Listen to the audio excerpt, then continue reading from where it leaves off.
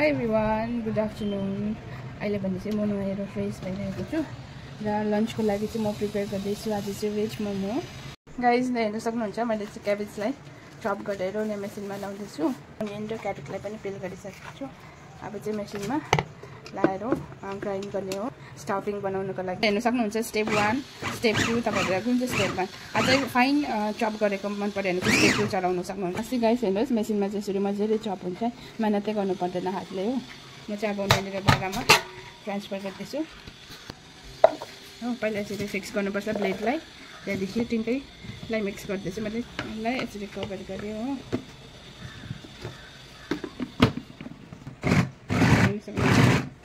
हेर्नुहोस् त यो मजाले भइसकेको छ।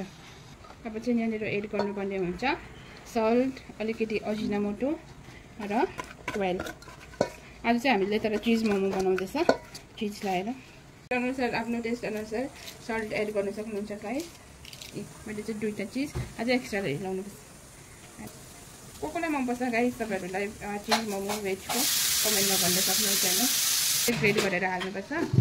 यहाँनिर म टेस्टको लागि हल्का अजिनामोटो लाउँदैछु।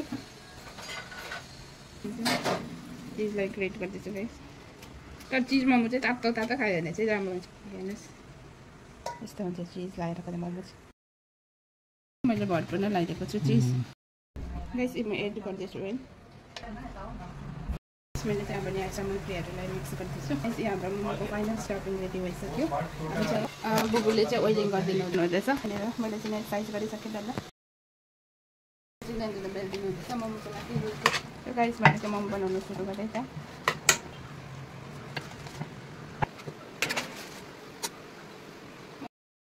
सो गाइस मैले चाहिँ कम्प्लिट गरेँ 1 कम्प्लिट भेज चिज मोमो। हेर्न सक्नुहुन्छ। अब चाहिँ मैले पकाउँदैछु हैन। 1 स्टेप चाहिँ कम्प्लिट भयो, पकाउन दिइरहेको छु। अब मैले सेकेन्ड स्टेप पनि कम्प्लिट गरिसकेँ। हेर्न सक्छ एकदमै टेस्टी भएको छ, दामी भएको छ हो। यो फर्स्टको त पाकिङ सक्यो होला आई गेस। यसलाई चाहिँ म एक्सचेन्ज गरिदिन्छु हो। यहाँनिर सेकेन्ड स्टेप लगाइदिँदैछु एन्ड यो अलमोस्ट पाकेको ready. So guys, my momos are ready now. अब तातो मोमो सर्भ गर्छु म चाहिँ। So guys, मोमो रेडी भयो। अब चाहिँ म सर्भ गर्दैछु हो।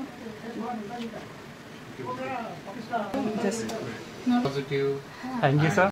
Guys, my cheese momos are ready now with badamको अचार। अब चाहिँ म खान्छु।